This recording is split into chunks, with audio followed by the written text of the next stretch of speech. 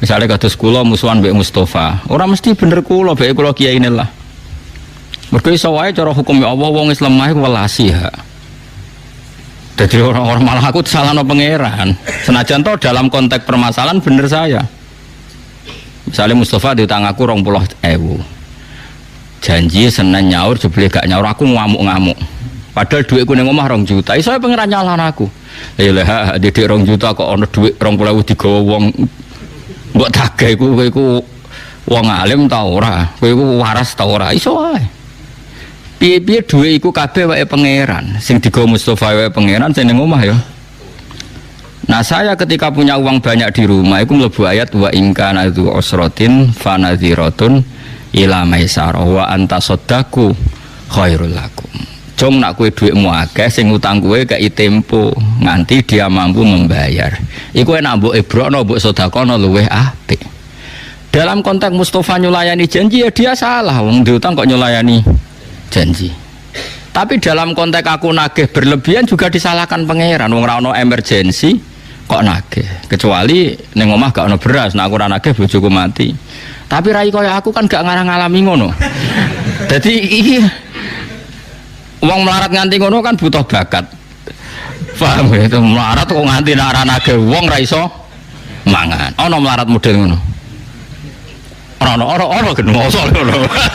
Iku aja mosok sak Indonesia sawangane mosok melarat nganti ngono.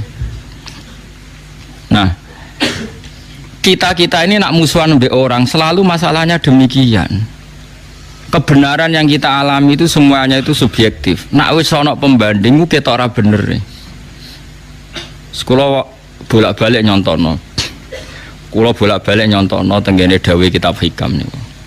Wong zaman akhir nganti kiamat iku apike wae elek apa meneh elek. Iki kula bolak-balik kula tak eling terus dawuh Bapak. Ha ana wong kok ngimami masjid terus istiqomah iku ya apik, tapi ana eleke. Terus wong liya ora dadi peluang dadi imam.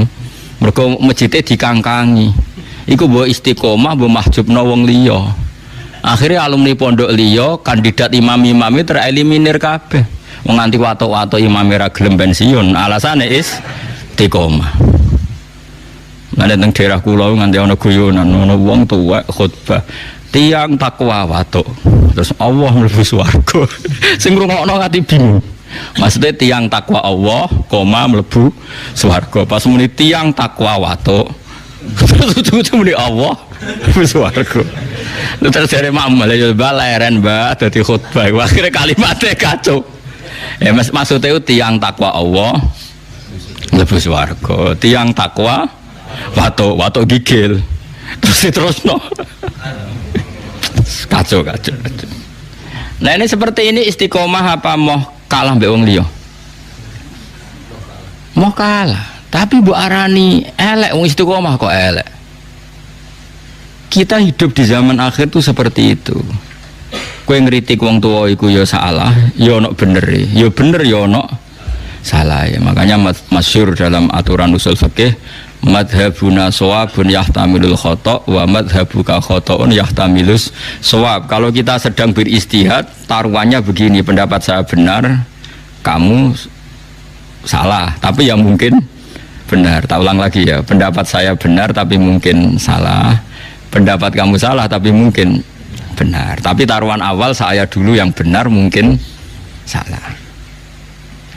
Karena ini masalah-masalah yang semi. Jadi kalau ada orang PD membela Islam dalam konteks modern, ya repot. Ini saya punya cerita ya. Saya itu pernah diundang seminar di Pondok Sidogiri. Itu audiennya itu semuanya tamat aliyah, bisa baca kitab. Dan serius karena acaranya dipersiapkan sebelum 3 tahun. Temanya itu seru, menguak ayat-ayat kita. Jadi pokoknya seru ayatnya. Itu MC-nya orang Madura, mayoritas santrinya juga Madura. Pertanyaannya sudah gini, Gus, kalau kita tidak perang, kesannya kita pecundang. Malu kita jadi pecundang. Kalau kita perang ditangkap Pak Jokowi. Pertanyaannya itu sudah gitu. Kalau kita perang ditangkap Pak Jokowi, ditangkap presidennya. Terus Dan itu pertanyaan laten karena ada ayat-ayat kita. Untung mereka semuanya ahlul ilm sehingga tidak main perang karena semuanya mereka ahlul ilm. Terus tak tanya, perang yang seperti itu wani mati itu konteksnya apa? Kalau Rasulullah mesti benarnya kamu bela, Abu Jahal mesti salahnya kamu musuhi. Tidak masalah kita mati. Ini iskariman aumut syahidan. Tapi kalau perang saya misalnya musuh kamu, terus demi apa coba? Misalnya demi rebutan warisan. Jelas tanah itu milik saya. Secara de facto tanah itu milik saya, sertifikat milik saya, jual beli milik saya. Terus dia aku ruhin tanpa bukti. Terus saya perang sampai bunuh ruhin karena ruhin terbukti salah.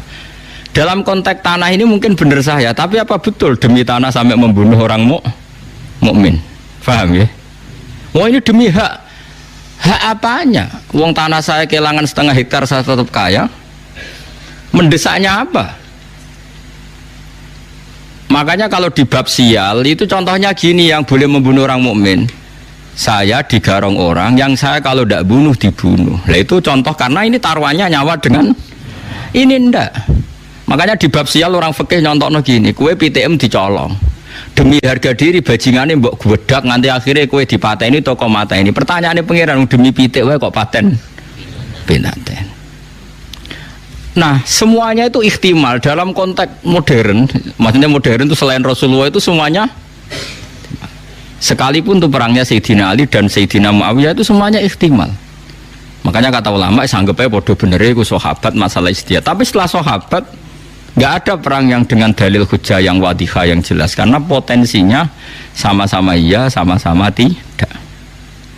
Ini penting saya utarakan. Jadi begitu juga dalam imam masjid, dalam sedekah misalnya gini. Saya sering ditanya orang, "Gus, zakat itu apa dikene panitia masjid tak dilakoni dhewe?" Lah, kowe takok drengki apa takok api-apian namanya? Nah, kowe drengki apa ngomentari panitia masjid, tak jawab apik ning masjid. Ben sifat drengkimu mbok lawan dhewe. Gak Gus, objektif. Jawaban saya gampang. Misalnya saya punya uang 1 juta.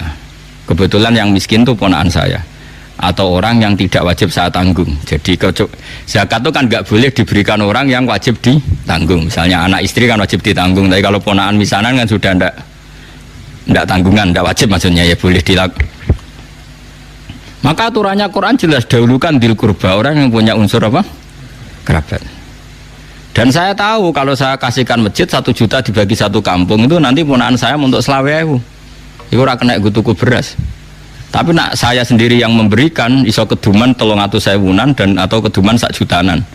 Saya harus mengasihkan langsung dengan cara ini corong Jawa kemoto, pemberiannya kemoto.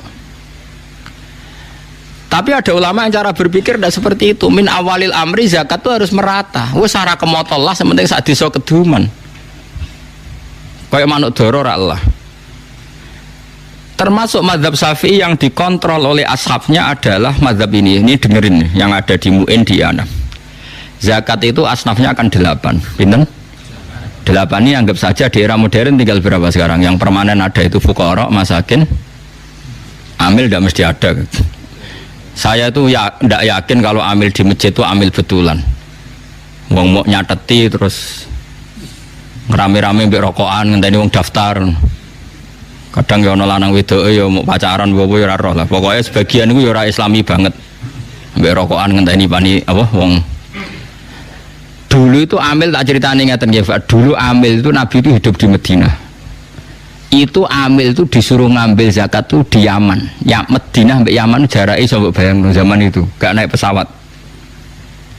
Sehingga cara untuk jajah zakat tuh ono pantese. Tapi kalau amil sekarang di masjid-masjid itu kangelan to, tengok-tengok mbek rokokan terus ono sing nyugoi kopi. Terus ya sita itu sidik-sidik ngono iku terus. Lah iya misalnya terus ana kiai Mustofa Dar, iku ya amil Gus, era modern ngene iki wis cukup darane amil. Ya ana bener ya nyatane amil tenan. Terus sekolah di pendapat ora amil. Ngono-ngono tok wae kok mbok kei zakat. Karo dene sebagian mereka ya wong mampu S1. Kadang jurusan ekonomi. Kok untuk zakat. Oke. Nah terus misalnya satu zakatan di masjid itu ada 2 pintal. 2 2 pintal berarti pirang kilo? 200 kilo ke? 200 kilo wong kere ning desa iku 400. Enggak tak latih kowe ben pinter senenganmu ngaji swarga neraka tak latih ben utekmu bener. 200 kilo sing wajib dizakati 400 berarti untuk pirang? Setengah kilo. Setengah kilo itu kayak pakanan doro. Napa? Mandoro. Nak sing melarat 400 itu setengah kilo. Nak sing melarat 800 seprapat. Saiki atuk ora rata wong tuk kemoto 20 kilo, timbang rata tapi wong koyok manuk doro. Yaiku untuk beras seprapat. Iku apa kanane manuk doro? Ayo jawab saya, ayo sing iso jawab. Ini jenenge bener-bener khilaf. Yang mengatakan takmim harus rata biar adil yo masuk akal. Piye-piye padha-padha fikir kok gak dibagi rata. Tapi ana ulama darani atuk ora dibagi rata sing penting kemoto ngregani wong. Piye-piye faktor zakat iku ana ikrame kala bala tukrimun al yatim. Nek ngekeki iku ana mulyanane. Wong dikeki seprapat kilo iku mulyakno tangannya. Mulane wong ku mikir. Paham? Paham tenan to ora? Lah ngene iku jenenge istihad. Istihad tuh mirip-mirip. Iku jenenge ra'yu nasawabun yahtamilul khata' wa ra'yu ka khata'un yahtamilus shawab. Pendapatku itu bener tapi mungkin salah, tapi kayak salah tapi mungkin. Misalnya aku fatwa, wong elek aku haram untuk wong elek. Ya ono mirip bener. Mergo anak ra melok-melok dadi elek banget. Misalnya aku cukup istihad fatwa. Wong lanang weli iku haram untuk wong wedok weli. Karena anak ra melok-melok dadi elek banget. Misalnya aku fatwa ngono. Ini kan demi kemaslahatan jangka panjang biar gak ada generasi Islam sing elek banget. Kira-kira fatwa itu mungkin benar enggak? Mungkin. Terus ono sing bantah, ora ono hadise. Apa meneh sing kira-kira sing bantah Albani, mana hadisnya? Enggak ada pegangannya. Misalnya aku Albani, sidik-sidik kan nyempriti hadis. Nah. Ya ono bener. Terus ono wong neh sing dipendapat, jogeman untuk wong sugih. Biasanya wong untuk wong sugih iku diburohno. Wong alim untuk wong wedok sugih diburohno. Ya ono bener ya, rata-rata wong kiri diburohno wong sugih. Ya kadang ya ono salah, atau diburohno lah numpak Innova timbang majikan tapi satpam. Misale, ya ono miripe. Lah itu pendapat asal tidak masalah iman dan Islam, kafir dan tidak kafir, iku shawabun yahtamilul khata' wa khata'un yahtamilus shawab. Sehingga mulai dulu ulama itu kalau khilaf tuh ya biasa-biasa, ketemu koncone sing khilaf tuh ya biasa. Imam Syafi'i itu pernah sholat di masjidnya Abu Hanifah ya tidak kunut, padahal beliau orang yang sangat-sangat mensyariatkan kunut. Abu Hanifah sudah meninggal, karuan wis kapundhut, ditanya lima adalah taknutu ya Syafi'i ya Abu Abdillah Julani ikroman lihadal madhab, aku ngerkani madhab iki.